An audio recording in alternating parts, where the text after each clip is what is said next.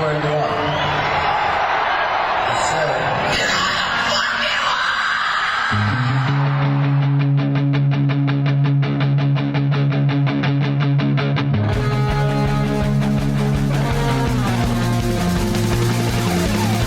This is Appetite for Distortion.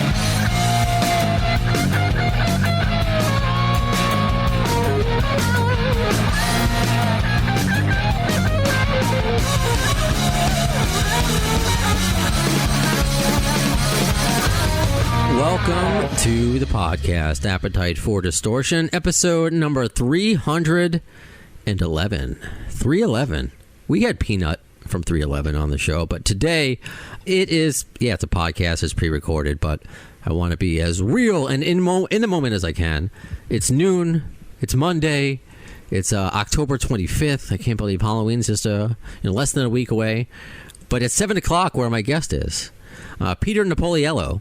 How are you, sir? It's 7 o'clock in Bohemia. That's where you are located currently. Hey, Brando. No, actually, it's actually 7 p.m. in Estonia, which is Eastern Europe. It borders with Russia, and it's about a 40-minute plane ride to Helsinki, Finland, or a 2-hour ferry ride. An hour outside of Stockholm, Sweden, an hour and 10 outside of St. Petersburg. 2 hours into London, 2 hours into Rome, hour and 45 into Germany, depending on where you go. Yeah, Eastern Europe, bro. How are you? Wow, you are in the thick of it. So cool. And I joked with, if you may remember Peter Napoliello, he was on episode 144. If you haven't, I did put it up on our YouTube channel, and I threw up a bunch of Peter pictures. Thanks for sharing your Peter pics with me, with him and young Axel, young Izzy, young Slash, young Cher, because he gave, honestly, he may not, I'm sorry, Peter, obviously industry people know who you are, but you may not have the biggest cachet name. People like Peter Napoliello, who's that? But you have worked with the biggest of the big, and you have earned the right to live wherever you want to live in the world. Because you're not originally from. That's why you have no accents. You and I kind of just sound like we're related in a bit, in a way. We're New Yorkers, baby. Yeah, absolutely. So this is fun, and we're also radio people. So before I forget, how's that going? I just celebrated my 4th year in radio, because I came a Johnny come lately. I mean, I've been working with radio stations for most of my career in the music industry, that being promotion, setting up contests, whatever it was, but dealing with radio. But now I have crossed over to, as I like to say, the other side, or some people say the dark side, and now I'm a radio host, and I just celebrated my 4th year, and I'm loving it, Brando. I really, really dig it. It's a blast. I'm having more fun, and, keeps you on your toes. Wow, it just dawned on me. We're kind of having reverse career, where I obviously started out in radio. My mazel tov, by the way, 4 years, nothing to sneeze at, but my first 4 years were in college. So actually, you're going to laugh, because as somebody who's younger than you, I want to say this is including college, this is my 20th year in radio.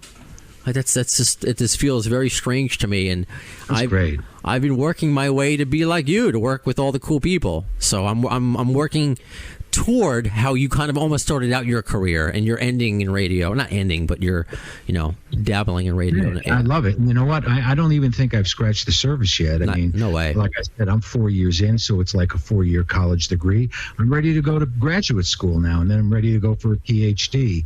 So nice. I like it because I'm in a part of the world that really wasn't and isn't that familiar with a lot of the music that I play. And I'm playing everything modeled after an old New York radio station on AM back in the 60s and 70s, where you'd hear everything from Dylan to the Supremes to the Stones, the Beatles, of course, and anything and everything in between, the Isley Brothers. So it wasn't really formatted. It was just all great fucking songs. And that's what I'm spoon feeding people here. And where you and I, or as Westerners, people in the US might be familiar with most of the songs, it's brand new and fresh to the people here. And of course, a good portion of my audience is the upper demographic, but I am getting a younger audience too that's piping in now and digging the presentation. And I'm telling some stories behind the music, and it's informative and it's fresh to them, and it's interesting. And to be honest with you, Brando, I have a lot of friends in the States that stream it and that pick it up, and they said, man, of course, this thing would be great here in the U.S. How come you don't come back home and do it here?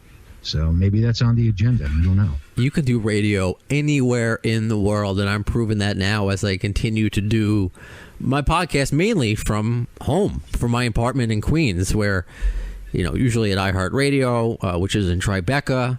It's crazy just where I'm surrounded by studios, and again here I'm wiping the litter off my couch before I sit down and talk to you. Not my litter, of course. Brando, a lot of people like you and I can do a lot of things. So you say I could do radio anywhere. The problem is the politics, and the politics in every business today, no matter what it is ruthless. I mean, it's just not fun. You try to focus, you try to do your job, you try to do what you're there to do, and you have to focus on sometimes watching your back and see who's trying to pull a fast one here or there or whatever. And it's just something that's old, beat up, and tired. So unfortunately, there's the downside to it too.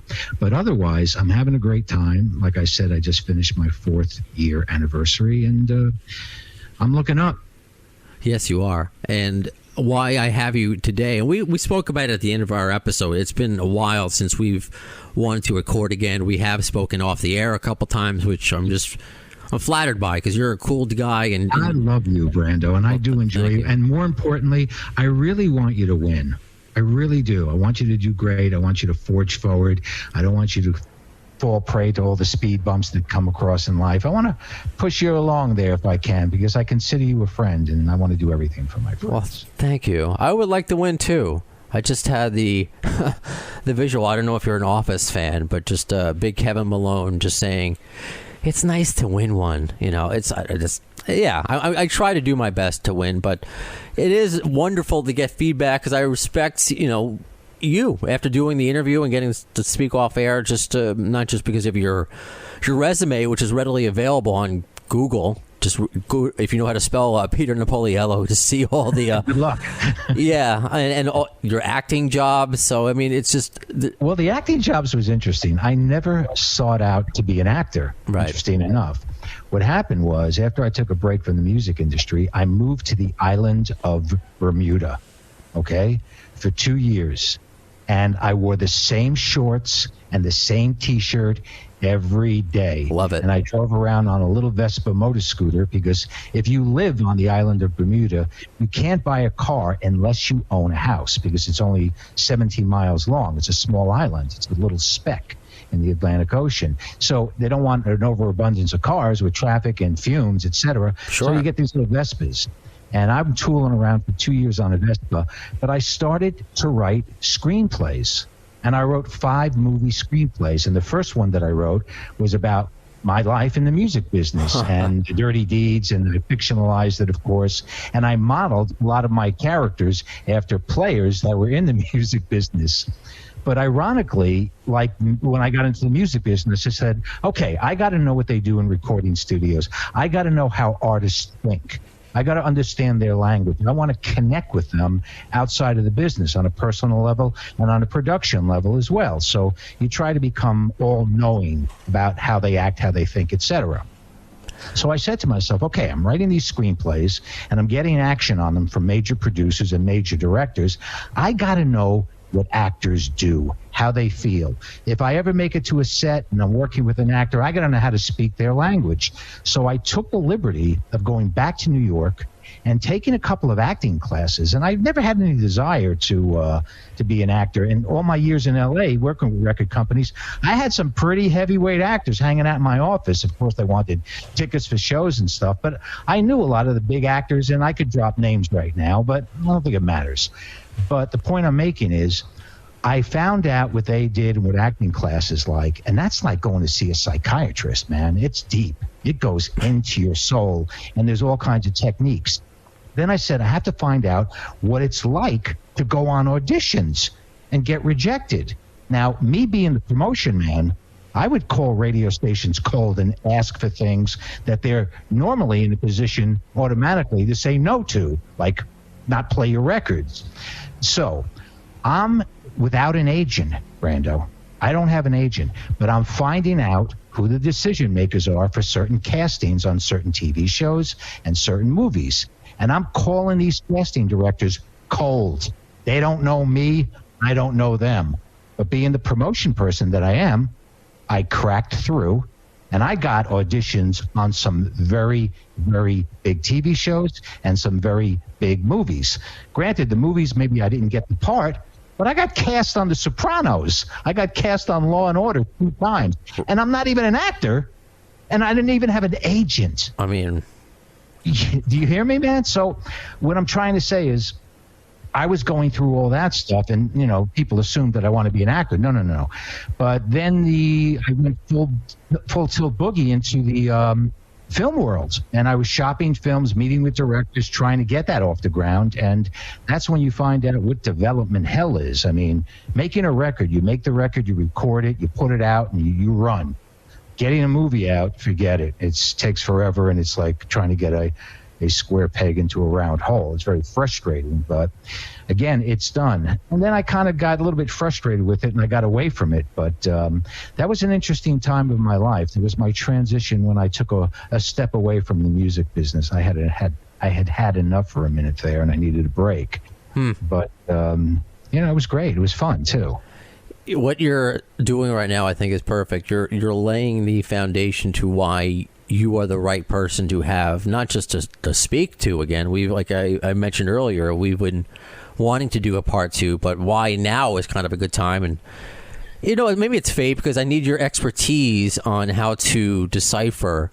As a radio guy now, you got to talk about the news. That's what I do. I wish I had that soundbite up. Shotgun News. I don't have that soundbite up. Maybe you wouldn't like it. I'm terrible with the soundbites. You like old school radio? It's just you and me talking. So I brought to your attention, because I want to make sure that also, as you mentioned, Geffen, if you're not familiar with Peter and you haven't listened to 144 yet, because you keep calling yourself the promotion man. So I wanted the expert of the promotion man, and you'll add on to this. Former senior vice presidents of Geffen, EMI, A&M Records. I mean, that's only a part of it. You were there. One of the reasons why I had you on the first time, you were there for Appetite for Destruction. You were on the ground floor, making phone calls, pushing at the label. You helped make that record. You're from day one. From day one. And I told you this off the air. I'll say it on as I'm writing this book with Doug Goldstein. He wants to mention all the people that worked with Guns N' Roses that haven't been mentioned yet. All the people at the label, at every facet that aren't the big names, and you're one of the names. He knows how hard you worked. So to get your ground level perspective and your outlook, and just hearing you thus far tell these stories. So, yesterday, and it's good that this is why I talk about what day it is, despite it's a podcast, because sometimes I get emotional, and my emotions can calm down. It calmed down a little bit. So this story came out October 23rd. I don't know what time it gets to Estonia. That's a joke. So Slash, he hasn't been on the show. Obviously, I haven't gotten the big three. I mean, that to me, that's like getting the three wise men. Like, it just doesn't seem like a real. I appreciate my listeners saying like, oh, they'll come on one day. To me, that's just like, I don't know. That's just getting Ed, and Eddie, or I'm sorry, I'm just trying to think of like cartoon characters. It doesn't seem real. So Slash, they all do very sparing interviews. And when they've done them, and I've talked about on this podcast, the ones that they've done throughout these reunion years have been kind of sparse. Duff did his run he's promoting Tenderness. We don't need to get into that, his management canceling on me. Maybe Duff one day. But it was always a pipe dream. It just sucks to get close to the sun. So sparingly, but if he was ever asked about Guns N' Roses, really kind of generic, pushed it aside. Everyone's happy, nothing answers, and fine. We'll get your perspective on that, Peter, if you would like. To me, that's no problem. Slash, maybe a little bit more informative. saying that we're working on things. I remember a particular interview he did when he was promoting the pinball machine that he did, which is just, I mean, he's brilliant, that he designed. He literally helped design, like with graphics and math and with the pinball. It's amazing. But of course, every interview they're asked about Guns N' Roses. That's what pissed him off for so long when he's trying to promote Velvet Revolver and other things that had nothing to do with. But he's in Guns N' Roses again. But they give kind of nothing answers. The last year he mentioned that he had been jamming with Duff, with Axl. Nothing really concrete. I want to bring it up actually because I tweeted it because I want to get again your perspective while you're here today, why it's timely. His exact quote. I had this up. Okay, so last July, he says, "I've been jamming with Duff and I've been jamming with Axl, recording guitar stuff for Guns and whatnot." Of course, it's a larger quote. Nothing really substantial. I'm going to bring it up here. I'm actually going on. Speaking of radio, WMMR. They did a nice Philadelphia. Yeah, nice. And who was he interviewing? Oh, who was interviewing him rather? This Sweetwater. So Sweetwater, music outlet. Yeah. So a lot of times you see this, and I respect it. Slash will do an interview with Gibson. You know, or Duff will do an interview with a friend of his, a music friend of his, right. Or some sort of connection. Those are the interviews they do, kind of safe interviews. And again, that's the way. It is what it is. That's a larger conversation. Perhaps we'll get into it because I've talked about it ad nauseum on this podcast, but not with you. He's talking about how, and this is last July. This is last year. This is how he's been doing during the pandemic. I've been pretty much a homebody. I've been back and forth between my studio and the house and been doing a lot of writing and recording on my own. I've been jamming with Duff. I've been jamming with Axl. I've been doing stuff like that. So we've been getting some work done that way. I'm basically focusing writing on new music and recording demos and recording guitar stuff for Guns and whatnot.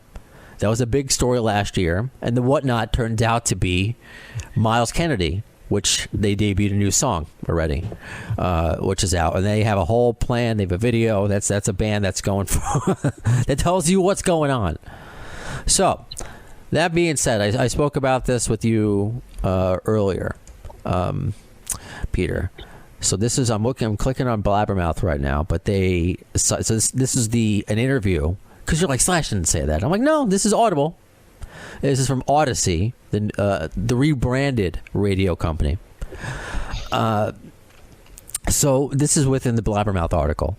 Last month, the guitarist and his bandmates, it's always fun how we have to rephrase things as journalists, dropped Hard School, which came more than a month after their performance and subsequent official release of Absurd, a reworking of the Guns N' Roses previously unreleased Silkworms. He goes, in this interview, as far as the new Guns record is concerned, we haven't even gotten to that point of really in earnest sitting down and writing. He said, Blabbermouth, want to give them credit, they transcribed this for me. We've been doing a lot of material that's been sort of sitting around for a while. That'll be a whole focused endeavor unto itself. And then he continues, and these are questions. Well, let me save it. As far as Hard School and Absurd came about, Slash says they both had a lot of history. What happened was Axl had all these songs that he recorded at some point along the way. And so Duff and I went in and redid them. Basically, I wrote my own kind of parts to what else is going on, and we sort of took the drums and redid everything else. So that's the quote. And so you got that up here, right? I know I've been talking for a bit, but I want to set the stage. Yeah, okay. So, it's not too complicated. It's pretty easy. You're dealing with Guns N' Roses. Well, yes. Too long, didn't read. You're dealing with Guns N' Roses. Okay, good night, everybody. That's it. All right, let's see if we can break it down. Because what bothered me a little bit, I have no problem. I'll say a few things right off the bat. No problem with when Absurd came out. I was like, wow, Absurd. I don't know if you know the history behind it. Silkworms was a song they did live a few times. I think written with Axl and Chris Pittman, and then keyboardist. Very weird. I wasn't into it the first time. I just thought it was like, whoa, he's trying for like My World 2 or something like that. Just kind of forgot about it. And then you see Absurd on this leaked set list. Absurd comes out, and for whatever reason, and we did episodes on this, I think those reasons are Slash and Duff. The song, I love it. Even my Dave Matthews loving fiance sings, and I don't know if you've heard this, Peter. The line is "Pussy full of maggots." Silkworms. So my Dave Matthews loving fiance will sing that while she's sweeping or something. I'm like, wow. So that's interesting. But I loved it. Had no problem that it was an old song. Just it was happy, especially it was a new Guns N' Roses song. This is real life. And Hard School, I thought was awesome. I thought it was great. I didn't care if it was an old quote-unquote song. Might have been made for a Jackie Chan movie if you want to do some sleuthing. Because there's an old Howard Stern. We were talking about this off air. Some radio people. Howard Stern interviewed Duff in like 93. They hadn't broken up yet. They were writing, Howard's like, what the fuck's going on with the band? And they talk about, we're working on the song for a Jackie Chan movie, which never came to light. Was that Hard School? Don't know. I don't care really, because I care, but I love the song regardless. I don't care how long it took to make her whoever. What bothers me, Peter, and here we go, is that Slash said one thing, I believe, last year. We've been sitting around writing material, hanging around with Axl. And this year, we haven't been in a room together. We haven't sat down and wrote. That upset me so much. So I appreciate all the people on that got some feedback on my new Twitter, the AFD podcast. It did. I feel lied to. Am I crazy? Talk me off the ledge. Be my therapist for this episode too, with your expertise. Give me your thoughts on that. You're completely overthinking this. As usual. Completely overthinking Okay. it. First of all, let's look at the history here. I can't speak for the timeline since the last tour and what they're doing now, but the history of this band is they've always been taken out of context. Mm-hmm. The journalists and the press have, and I'll say this, lied about this band before. Mm-hmm. So whatever I really see that's written, be it interview or whatever, unless I'm hearing it with my ears like a live interview, I always have second guesses, you know what I mean? I just, it could be just rewording of a couple of sentences or, realigning of a couple of sentences. I don't know. But at this point, Slash has no axe to grind with anybody, and he's doing quite well, and he's quite happy, actually. But I don't think that they would, anybody, including Axl, I don't think they would ever mess with the fans. They wouldn't. That's not their nature. That's not what this band's all about. They might be poking fun at the journalist. Who knows, playing a couple of games. Stones were experts at doing that. Mm-hmm. But just because he says that he hasn't been with Axl, maybe he hasn't been with him during this last COVID lockdown since the cancellation of the last tour. They're back together now. They're seeing each other every day now. They're playing. Who knows? Maybe they're going to put it together and get back in and burn out an album in 3 weeks. In early 2022, you will have a fresh Guns N' Roses record sitting in your hands or streamed to your computer. Your lips knocking on heaven's door. Knocking on heaven's door. That's been my history with this band. Anything's possible. Yeah. Expect the unexpected, but never say never and never say die. That's really the creed right there. And when it comes, it comes. That I agree. I never put a timeline on that band, but just when you thought power was going to get turned off, it lights up like the 4th of July, So I'm happy with everything that they're doing, and I'm just, I would love to hear a new Guns N' Roses record, and I know the fans are salivating for it. And I think they have something up their sleeve. I think there was a time when Slash told Eddie Trunk that there was not going to be a reunion, and like 3 weeks later it was announced that they're getting back together. Right, correct. Yeah, so there you go. That's what a lot of people brought up, and I thank you to everybody who did. kind of talk me off the, I'm using some hyperbole, but, talk me off the ledge, so to speak. I'm like, I'm not going to go full heel yet. I'm not going to go, I'm not going to turn heel. Let me take a breath, because it's like they haven't been in a room. Are they even friends? Do they even like each other? I'm like, why they do that? What, the file? I know. I'm overreacting. I'm medicated. It's okay. I'm okay right now, but I appreciate talking. I haven't seen Slash for about 2 years now. And I reached out for him, though, recently when he had his birthday. Okay. But what I'm concerned about, and what I'm like a father figure, I just want him to be healthy, and I want him to be safe. That's what I care about. You know what I mean? I love these boys like my children, and I just don't want to see anything bad happen to them. So, we're all getting up on there in age, and these guys have led a hard life, and that touring schedule, not easy. So I'm just praying that they have good medical available, and they're all healthy, and, I'm just doing the right thing. So to keep this machine going. That's my main concern with them right now, before any record or anything else. Is you guys cool? You're happy? You're out there doing it? I'm proud of them too. Against all odds, they've done a lot of work in the past 5 years that a lot of people basically said they could never do. So. I agree with all of that. Absolutely. Yeah. That's kind of the main thing. I'm like, as somebody who's the opposite of you, where you were there in 1987. And I'm sorry, Peter, I was 4. I found them later in life. Does it make you a bad person? No, it does not. It does not make me a bad person. I'm still aware of dinosaurs and the Civil War and all things that happened before my time. But I feel the same way as somebody who never got to see Axl and Slash on stage together. My first time seeing Axl was in 2002 when he's in his long braids. I mean, that was not the Axl I thought, growing, watching on TV and everything. I loved it. That's, again, a whole other podcast. 3 shows I would have loved for you to have seen. So maybe if you could find a time machine, it would be any one of the Cat House shows. Most definitely the Rich show in New York, which you can see actually on video. And probably the third one would be... Ooh, that's a hard call between either the Country Club show or when they opened for the Stones and Axl quit on stage. Oh, man. See, that's something else.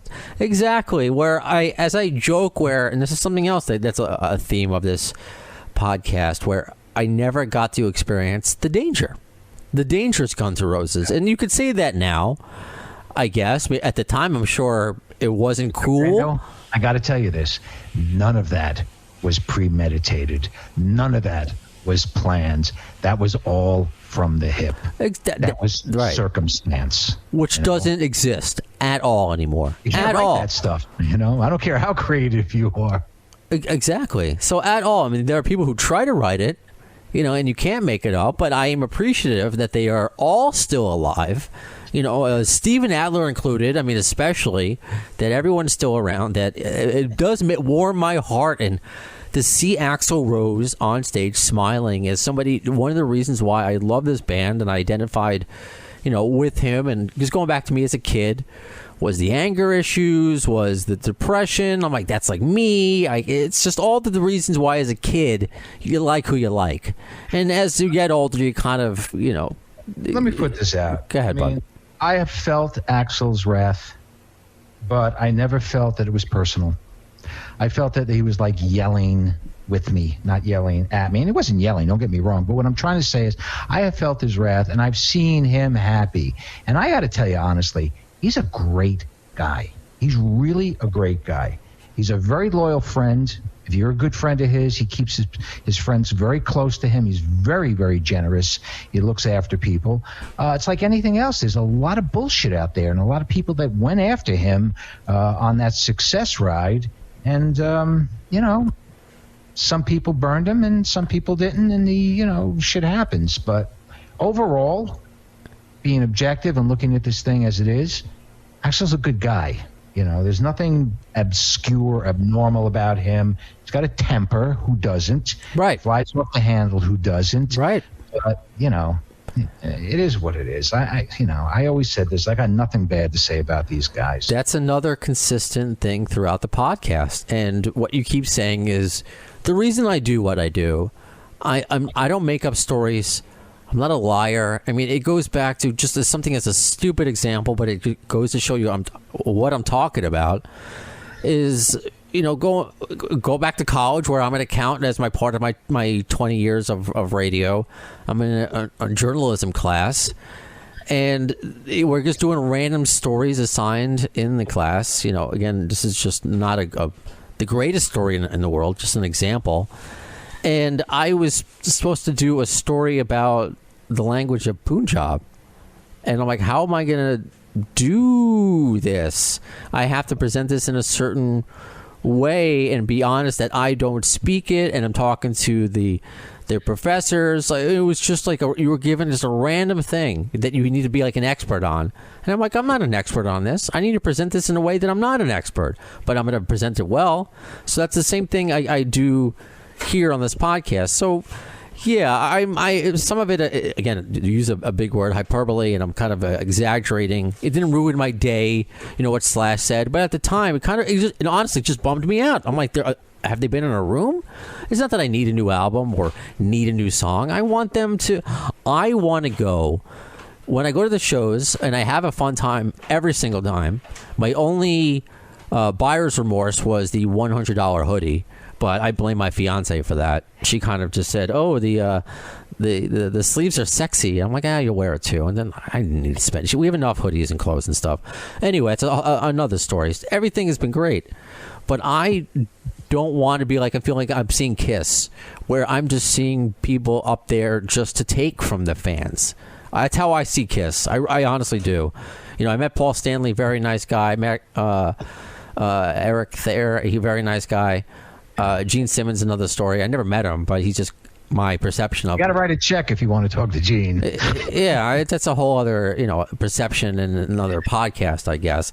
But I want them to. I had a friend of mine. Let me tell you this real quick. Sure, I had please. a friend of mine that was interested in speaking with Gene about a business proposal.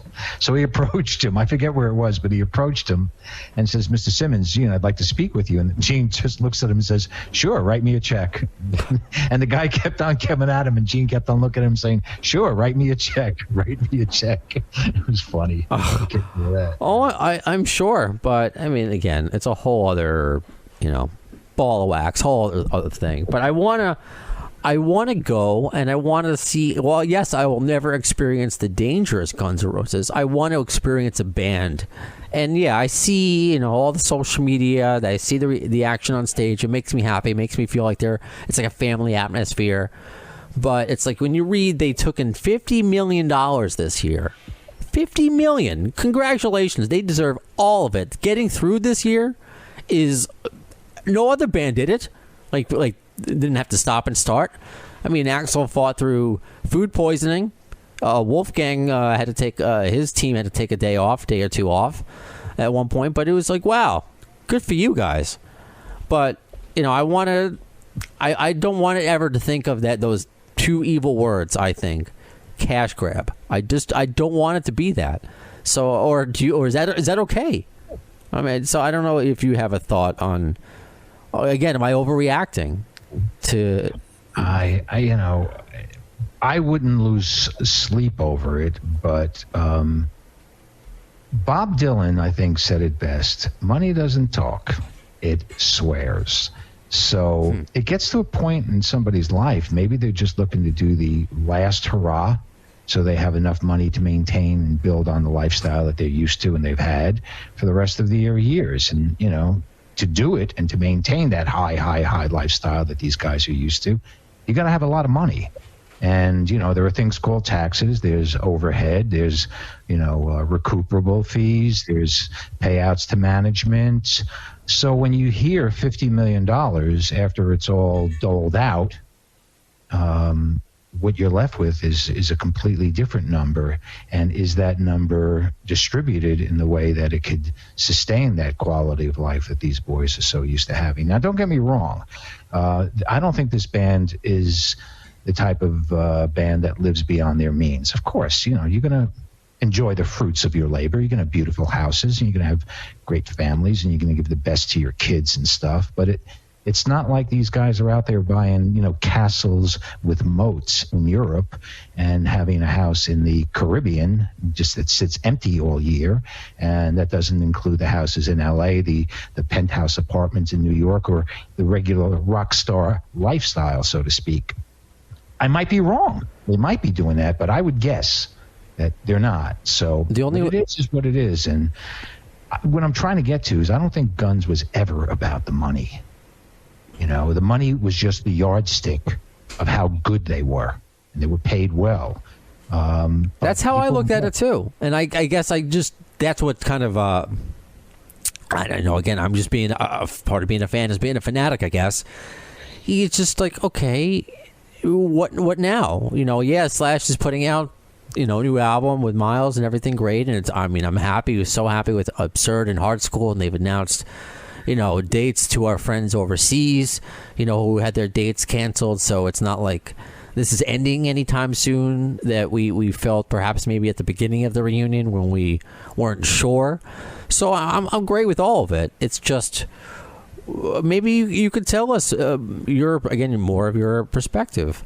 Why the lack of we get Hard School, we get Absurd, but there's really no other information. We're going to get an EP with those 2 songs and 2 other live songs in the spring or even early summer. I think that's due to like COVID backup and everything with producing vinyl and everything. But there really doesn't seem to be a laid out plan. You're somebody who laid out plans. So, do you have a perspective on that? Do they need to do that? Are they above that? They're so big, it really just doesn't even matter that whenever it drops, however it drops, we're going to pick it up. We're going to get it. When you have success, your life morphs and your life changes. If this band was broken on the streets and totally disheveled and fucked up on drugs and just like hanging around dirty, seedy apartments and nasty, dark barroom clubs, they would make a fucking record that would knock everybody's dick in the dirt. You know what I mean?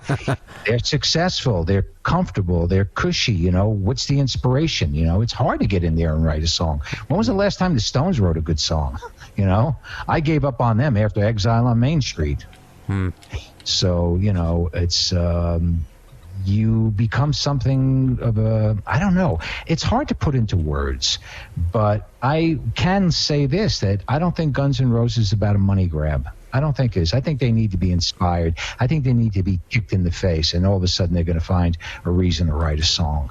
Okay. Listen to Axl's lyrics. Listen to Appetite for Destruction. That's all based and predicated on experience, how he sees the world. How he sees the world right now is anybody's guess, if he sees it at all. He's so isolated, Slash, and, outside of COVID, Slash is housebound, and Duff is got the wife and the kids, and he's doing his thing. But I am not anticipating or expecting another Appetite for Destruction. I'm interested of what they're going to launch, what they're going to deliver us, but it's certainly not going to be Appetite for Destruction. Yeah, and I don't think we need that, honestly. I agree. That was the moment in time, and that's great. Well, that'll never be taken away. It's so funny. You watch, all day yesterday while the NFL games are on. Welcome to the Jungle's played in every stadium. Really? It's never going away. The song, the album, ever. And Use Your Illusion, I feel the same way. Everything. Use Your Illusion was a great project. I love that. Yeah, great songs there. I'd like to see the mature Guns N' Roses. Put it this way, Slash's playing is so incredible. And I know there might be people that sometimes roll their eyes. Nobody sounds like him. I don't care. You hear Slash's playing, it's him. And that's unique. You hear Jimmy Page, it's him. You hear Jimi Hendrix, it's him. Certain guys have that signature sound, and Slash has a signature sound. So anything that he lays down is going to be just great. Look what he did with Michael Jackson, Look what he did with Silkworms. Again, you might not know, but it's just what I didn't think it was a good song, and somehow Slash and Duff made it a good song to me. So yeah, I have no problem. Solid too. Let me tell you something. Duff is a combination of Bootsy Collins meets, Duff is nitroglycerin when it comes to that Fender Precision. He's an amazing bass player. It just fused beautifully together. My wish is that Izzy would just, enter into the fray again. Yeah. So then, great. What do you think? Maybe put on be a therapist, maybe to Axl right now. They went in a million years. I know. We're role playing here, Peter. I don't mean to get fresh with you, but we're role playing. This was on this tour before going into Don't Cry. He talked about it being the first Guns N' Roses song, and he told a nice funny story about throwing rocks at Izzy's window to get him to write it, or with him, and Izzy was pissed, thought he was wanting to start a fight or whatever. And Axl goes, "I miss that guy." Of course he does. Of course he does. Yeah. And if people like to write or create controversy and talking shit, look what those guys did together. You don't lose that. That's like an umbilical cord. They're connected.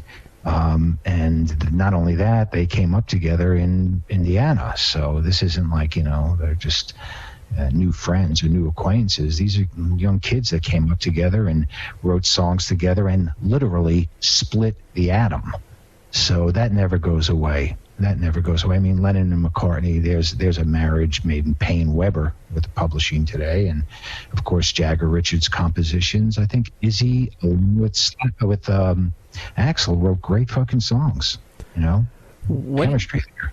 What do you think is, because there was another interview that Slash did last year about, and fans had fun responding to this one, was Slash going, "I'm not sure how to release new music today." And obviously that's only it's a larger conversation where, do you do it digitally? Do you do it one song at a time? Do you do an EP because of the nature of the business now? What's your opinion? Because obviously it's very different from when you started out. What do you think what would you do if you were working at their label right now, and let's just say they had an album to go, they had a bunch of songs? How would you do it?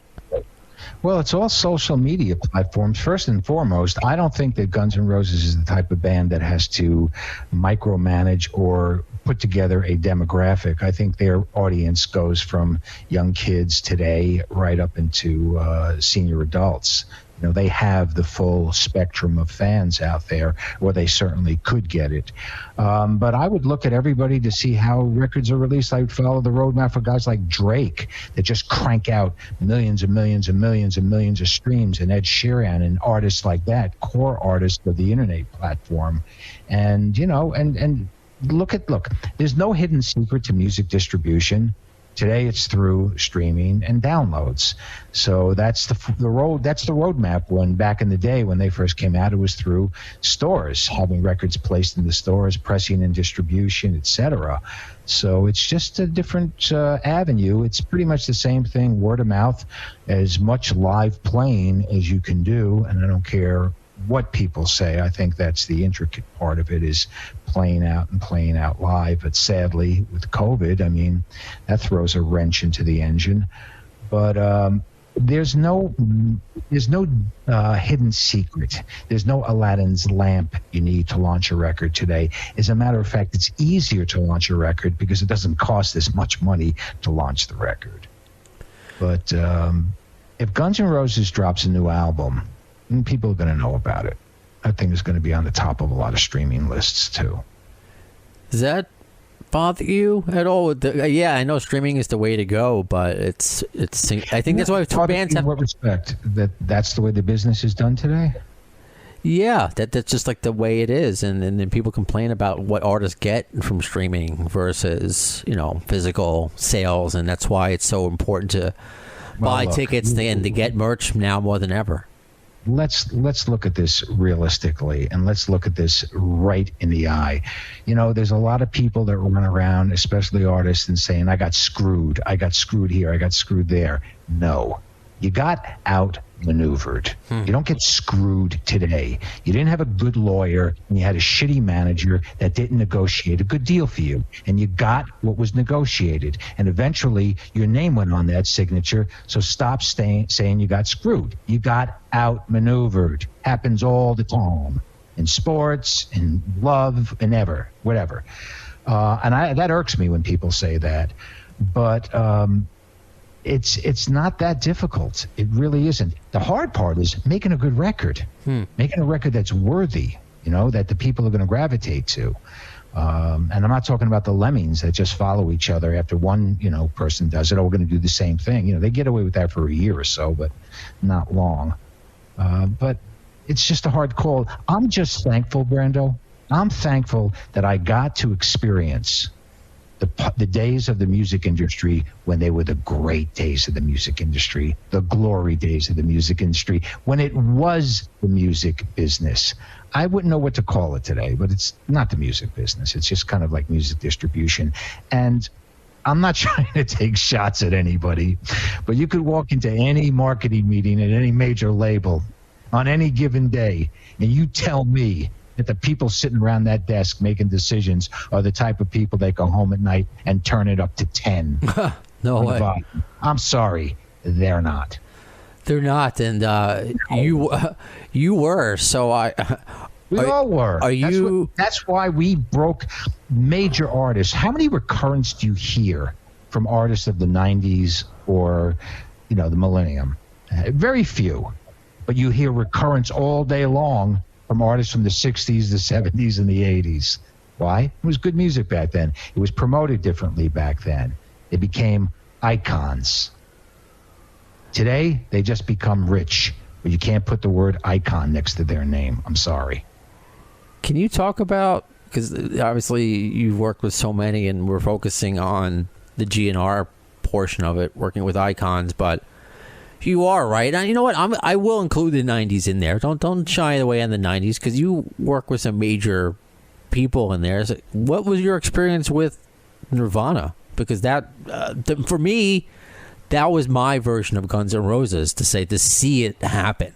I was old enough to see that happen, and I've never seen anything like that since. But you were at that level. You were at the ground floor. So is there anything that you can tell us about that launch? They totally changed the face of music, boy, and they just assassinated a lot of bands. The minute Nirvana came on the scenes, it was over for a lot of people. Format and radio changed.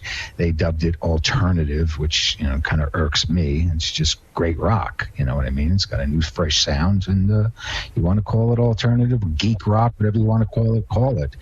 But it dominated, and it sold a lot of records. Guns N' Roses was signed to Geffen. We started another side label called DGC, standing David Geffen Company, as a small side label to give it like that indie imprint type of vibe and feel. And that's where we put bands like Nirvana and all those so-called alternative bands were all signed through the DGC side of Geffen. When Nirvana started to really pop and eventually explode, there was, I don't want to say negativity, but it was you had to be a little political in there, because whose camp were you in? Were you in Nirvana's or were you in Guns N' Roses, And I didn't want to get caught in those crosshairs. It was just ridiculous, but that's what happens in the industry sometimes. You have to focus on bullshit rather than the actual music at hand, and that's when I say the politics comes into play. But I didn't have that much dealings with Nirvana, and, I'll say this, I'm not embarrassed to say it. If somebody wants to laugh at me, go ahead. I wasn't a big fan. Okay, I wasn't a big fan of Nirvana. Nirvana didn't kill me. I knew what it was. I knew how big it was going to be, but it wasn't something that I would go home and live on and feed on. Yeah, okay. It was good. I dug it. I got it, but I wasn't like, wow, I don't think you're depressed enough, Peter. Well, listen to that. I was in Guns N' Roses world, full tilt boogie back then. Sure. I was cranking on it. I was backstage at that MTV Awards when Axl and Cobain crossed paths, and there was almost a little bit of a fight backstage before Guns eventually came out. Did you tell us, and forgive me, because it was over a year ago, and also I guess have no brain cells left. Did you tell us your perspective of witnessing that? Well, I didn't witness it firsthand. I had heard it. I was in the trailer down the aisle, and I heard, and boom, I came running out. And, what I had heard was that, Courtney got in the middle of it, and she started running her mouth, and Axl got pissed. And Axl's a wildcat, man. He will jump. I don't care who you are, how big you are, how strong you are. Axl Rose has no fear. And, I've seen that movie before. And I saw the tail end of it then, and then everybody made nice and went about their way. But, yeah, got some headlines the next day, people talking about it. So it served its purpose, and our publicity department went full tilt on that to make sure that story got out there. And Doug will certainly give his perspective on that story in his book. But I want to give you some headlines, because you told me some stories off the air that were fun. And if you would feel comfortable sharing them here, please do so. That you are kind of responsible for Bon Jovi? Well, yeah, here's how it went. And again, this is nothing that I ever tried to put out there, because I'm just not cut out of that cloth. I never, ever try to take credit for anybody's success. Never. But I remember that there was a radio station that signed on in New York City, and it was called WAPP, the Apple. And they had a programmer that came in from the Midwest, I think. His name was Chip Hobart, and he was going to be the program director there. And they're signing on in New York as a rock station where you already have WPLJ, which at the time was a powerhouse rock station with a big signal, all the key jocks there, programmed by a guy named Larry Berger with all the ratings in the world. Big. Okay, then you had WNEW, where Scott Muni lived, and the NEW legacy, and great album rock station, cool, hip people, really nice people. And the Apple, APP, signs on, and nobody's going to give this radio station any love, because you'll alienate the two stations that you've been dealing with. I had nothing to lose. I had no axe to grind. I'm a newbie. I'm on the streets. I'm promoting records. I go down there and I take a meeting with Chip Hobart. I said, man, how you doing? He shows me the studios. And I said, so what's the plan for the summer? He goes, well, we want to launch and get the name out there. And what I decided we're going to do a homegrown album for WAPP, hand it out free to the listeners. And we're going to have homegrown artists from New York, New Jersey, metropolitan area.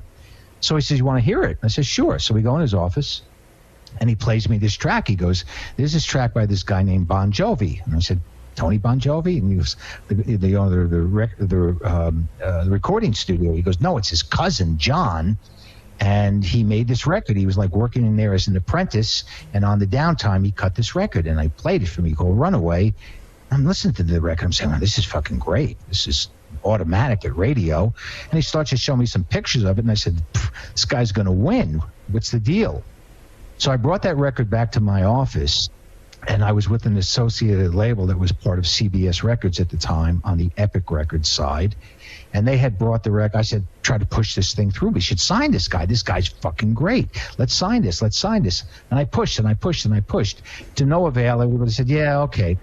I had gone over to see a guy that I knew named Derek Shulman, who was the head of A&R over at Mercury. And Derek was a great guy. He used to be in the group called Gentle Giant. And I brought it to Derek, and I drove him crazy. I was like a little nebbish, biting at his shoelaces, just saying, you got to sign this, you got to sign this. And I really, really, really, really pushed and pushed and pushed. And he actually called our office 3 or 4 different times. You really think I should sign this? Blah, blah, blah. Make a long story short, he ended up signing Bon Jovi, and Bon Jovi becomes a monster band. And you know what? They deserve it, because Johnny's great, and he's a good guy, too. I've met him a couple of times. I don't know him personally, but that's nothing that I ever wanted to put out there, because it looks like you're trying to take a bow for somebody's career. You know what I mean? But that's a true story. And one guy who's no longer with us, he passed away about a year ago, a good buddy of mine, knew, because he was the one who actually spoke to Hobart, and Hobart said, this fucking guy Napoliello is going crazy trying to get this Bon Jovi thing signed. I hope he doesn't do it before we get this thing out, because then they'll put a cease and desist on it, and we won't be able to get the record out, the APP record. So it was an interesting time, but that's a true story. I got a kick out of it when you told me that, but now it is on record. But yeah, you're not that kind of guy. It happened, and that's what this podcast is. A lot of it's about. It's about how major things, true stories for one, and how major things happened. But how did it happen, really? There are just people you just don't know about, and stories you don't know about, and until you talk to that person, get that story, look under that metaphorical rock, whatever, you're not going to get it. So I mean, the question really is, if they didn't get signed to Mercury, they would have ended up getting signed, but who knows where. Right. And Mercury at the time had great staff. They had a guy named David Leitch doing promotion, and he just went out there and he busted that record wide open. So, it depends, too, where they landed and if they would have ended up being a priority at certain labels. So I just think it was good timing for everybody. And mazel tov to Johnny, because Johnny did quite well in his career. Yes, he did. And he has like you, has a great head of hair that I'm eternally jealous of. But you also... about Bon Jovi? He's out there doing some good work for people. He's doing those food kitchens. Yeah. God bless him. A lot of guys sit on their ass after they get rich. Johnny's out there making a difference in the world, and I respect that. You see stories like that all the time. Absolutely. Yeah. And to bring things full circle, you mentioned something at the beginning about how when you got away from the music industry and you're writing screenplays and wondering about your life. Is there a story you can tell about that screenplay, about your life? Yeah, as a matter of fact, this one's a killer. This one almost put me in my grave. So this screenplay is called Pay for Play. And when I wrote it, it just flowed. It came out so naturally from the dialogue and everything else. But I had never written a script before. So I had finished it, and I had done it professionally, where it was on Final Draft, which is the format of professional scripts. And it had it was set up perfectly. So I'm at a convention in New York City somewhere, and it's an IT convention, and there's a lot of hedge fund people there, and there's a lot of guys from Silicon Valley there, and there's a panel discussion, and there's this interesting guy who's got an Australian accent who's got this website called heavy.com, and his name is Simon. And I start talking to him, and he says to me, this, that, and the other thing, and I mentioned I have a script. And he says, would you mind if I read the script? Now, how many times have you been seeing people with a little demo tape? Oh, would you listen to my demo tape? Oh, yeah, sure. Right. Most people like, yeah, okay, whatever. But within 2 days, I got a phone call from Simon. I love this script. This is amazing. And I'm like saying, really? And he goes, would you mind if I gave it to my friend? His name is Ed Pressman.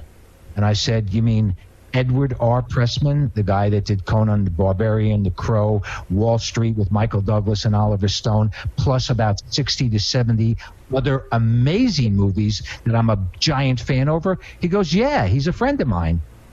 I said, funny you should say that, because when I wrote this screenplay, I wrote it in the vein of the way Oliver Stone had written Wall Street, where it's an expose on the stock market. It's a tell-all, and it's like taking the sheets off of somebody when they're laying naked in bed. You're exposing them. And that's the vein that I wrote this in. So it's ironic that you want to give it to Pressman. Sure, go ahead and do it. He did it. I get a phone call from Pressman's office within 3 weeks. And I'm saying, whoa. And they want to have a meeting with me. Make a long story short, we sit down. They optioned it. And they start shopping this script. And they're very excited about it. And they put it out to a couple of directors, including Oliver Stone, who loved it, but at the time was doing cinematography for Alexander the Great in Morocco. And he says, I'm tied up for 2 years. Can't do it. We met with Brett Ratner. And Brett Ratner, from the Jackie Chan movies and stuff, went crazy over it. But he wanted to make it more into a hip-hop movie. And my past and my characters were based around rockers. So we went on and on and on. We met with a guy named Doug Liman, who was a brilliant guy and a very smart guy and a great director who did Born Supremacy with Matt Damon. And he said, I love it, but I've got this other movie to make first called Mr. and Mrs. Smith with Brad Pitt and Angelina Jolie. So we're sitting on this thing, and we're kind of like what I said earlier, in development hell. And we came to the conclusion that it needed a rewrite. We needed to freshen it up a little bit. It needed to be worded properly, more on a professional level when it comes to writers. So I said, absolutely, I agree. And we hired this guy. And he was a nice guy. I took a couple of meetings with him. And I'm not going to mention his name because I don't think it's fair. Okay. It is. I'd like to, but karmically, I'm not going to. But make a long story short, he did his rewrite, and it was okay. But the powers that be didn't like it, and they kind of turned him down, and nothing ever materialized. But before he had finished, he had said to me, he goes, Pete, he goes, this is a really interesting project. He goes, at the moment, I'm working on a blues project documentary with Martin Scorsese and Mick Jagger. Would you mind terribly if I gave this to them? Would I mind? I said, well, look, I said, come on. I mean, you could do whatever you want if you mention any names like that, but you got to get permission from Pressman's office because they've optioned it and it has to be their call at this point. But I endorse it, and I'll say absolutely yes on my end. So nothing ever materializes. This guy disappears into the woodwork. And when was it? Maybe 2015? I'm reading the trades, and I'm reading that HBO just signed a big production deal with Martin Scorsese, Mick Jagger, and this person who was the guy that did the rewrite. And they had a small treatment of what this new project was about called Vinyl. And I said, it's my fucking story. Now, we've all heard this story before about people getting ripped off and this, that, and the other thing. But I couldn't believe it. I was like shell-shocked. I said, oh, please, let this not be happening to me. This is like, taking your child and just kidnapping it. It's a nightmare, really. Yeah. So I called Pressman's office, and I spoke to one of the producers, and, she told me, she goes, this is nasty. She goes, that is you got a lawsuit. So I was in Europe at the time, living in Europe, and on my soon next trip to L.A., I got on the phone and I called some of the biggest litigators in the business, and I know them. And the first thing they said to me, they said, well, who are you suing, Peter? And I said, Martin Scorsese. And they go, stop right there. They go, we can't take you as a client. I go, why not? They said, because we're on retainer with Martin. And as a matter of fact, you'll find that every lawyer in town for what you need is on retainer with Scorsese. So you'll go nowhere. So I have a couple other friends that are high-powered attorneys, and they basically told me, forget it, Pete. HBO will bleed you on this. They'll hang you up in court. You'll spend all your money. You'll get nowhere with this. And I said, yeah, okay. So I kind of walked away with my tail between my legs, and I came back to Europe. And I got to tell you, Brando, it's a horrible feeling. And I just said to myself, I said, this isn't fair. So finally, the pilot came. Okay, and they aired the pilot. And it got good reviews, but it got really bad reviews, too. And in the final analysis, it really was a black eye to HBO because they spent a fortune on it, and it was a total bomb. The critics killed it.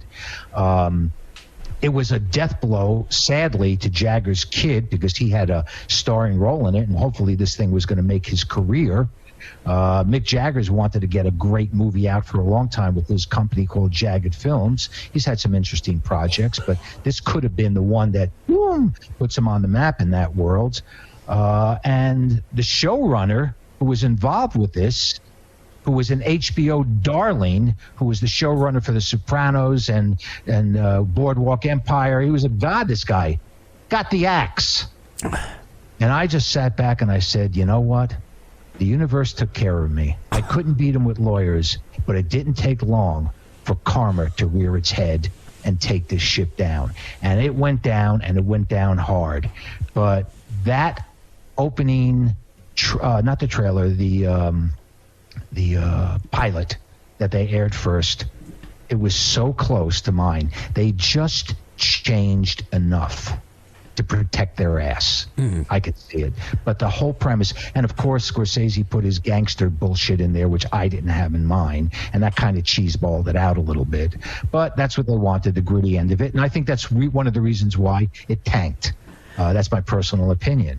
I don't want to sound like I have an axe to grind. I don't. But that's a really interesting story because yes, it is. The Stones was the band that I was weaned on. That band shaped my childhood. That band made me what I am throughout the music business. That band made me want to get into the music business. And here, one of your icon idols, Mick Jagger, is the one that's fucking you, Honestly, in the final analysis at the end of the day, I'm sure that Jagger and Martin had no clue They just thought this clown that calls himself a writer, I call him a con artist, rip-off artist, and I really would love to mention his name, but I'm not going to. This creep went out and did something really dirty, and... It goes to show, as people are listening to this podcast, you can't make this up, and there is no recreating your life. Your life is your life, and I appreciate you sharing it with I know. I never told us. that story to very few people. You know who knows the story? People who know me personally know this, and they feel bad. But there's nothing you can do. But I never went on record telling this story, but I'll tell it because I got nothing to lose. No. What are you going to do? Cancel me? No, I guess not. You know what it is? It's terrible. And that's why it happened the way it did. Because karma. You don't do things like that in this world. You don't steal. You don't lie. You don't cheat. You just don't. At least I don't. Wise words from Peter Napoliello. You are awesome, man. What you do comes back threefold. That's how I try to live my life, So you're an inspirational words. I mean, the stories are... Well, can I tell you something? I've given the script to people that were interested, and everybody that read it all said the same thing.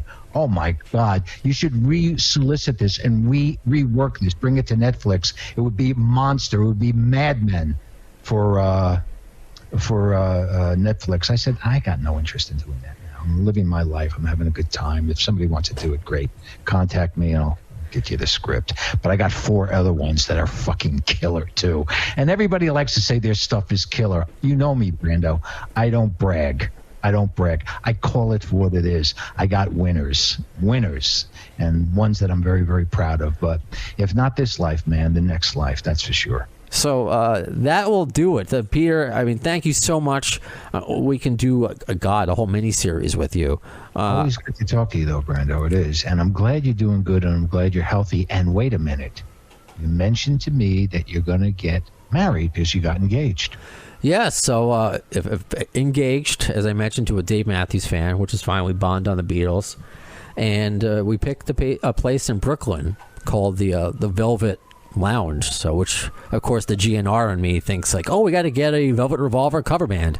There you go. Probably not, but seriously though, if you know anybody, we want to find a band that plays both Dave Matthews and Guns-N' Roses. If that such a one exists, we will hire you if you're in like the New York area.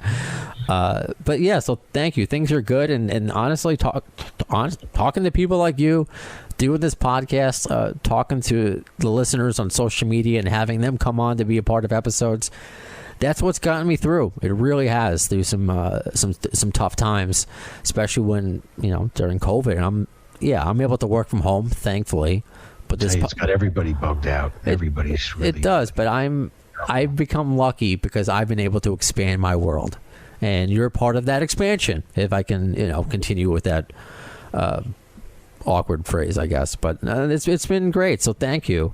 And just keep doing what you're doing, bro, and win, because you're doing great, and I'm happy, and I'm proud of you too. And more importantly, I'm there if you need anything. Live to win. It was either that singing or I'll be there for you. See, this is why I'm in radio. I can't sing. I'll be there for... No, I can't. I can't do it. Peter, you were great. So, where's... I know you have a Facebook, but again, if people are interested in hearing more of your stories, and again... Radio 2, Radio Cox, Radio 2 in Estonia, and go to Mindbender, which is my radio show, and listen, and hit me up, and contact me through there, or... You can find me anywhere. Well, I don't have a Twitter account, and I don't do Instagram. So I'm doing, I have a Facebook account by default. You're more than welcome to find me there if you're interested. And that's about it. Email, Google. Cool. However people find each other these days. But what do I have to offer? Nothing. But the bottom line is I care. Don't take life too serious. Live your life. Enjoy it while you can. And just be nice. Yeah. Look at this. I feel like my listeners know. Isn't that kind of my credo? And you wonder why Peter and I kind of talk like we've known each other for years, because we're kind of, I don't know, is it the New Yorker? Well, there are a lot of asshole New Yorkers. Egg, my friend. I got a good nose. I always had a good talent for hiring people. I always picked good records and good songs, and I know people, and I sensed right away from our conversations that you're a good egg, man, and Here comes the Eggman. Sorry. See, I need to deflect because I'm uncomfortable when I get praise. It's not praising you, though. It's just telling you something that you probably need to hear. Or that. Yeah. I'm so negative on myself. It's important that people get feedback. I always said, and a lot of people talk shit about me. Believe me, I've had my character assassinated millions of times, and half of this stuff was really over nothing and lies like you wouldn't believe. But the point I'm trying to make is no good deed goes unpunished sometimes, my friend.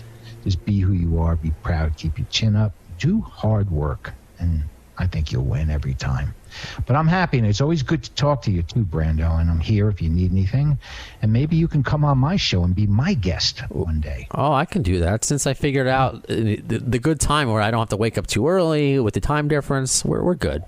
We're good. Yeah, it's cool. Well, you stay well, man, and good luck. And again, I'm around if you want to just give me a holler. And I want to thank your audience for sticking it out with us today. And yes. And also, again, if you are the typical podcast listener, whether it's iHeart, Spreaker, Apple Podcasts, feel free to subscribe to our YouTube channel. I'm going to put up the audio with a bunch of Peter's, pictures with young Axl, young Cher, young David Coverdale, and obviously this dude has so many more stories and insight to give. So we'll make it a trilogy at some point, but we got to leave people wanting more. Weekly, I don't care. Call me up.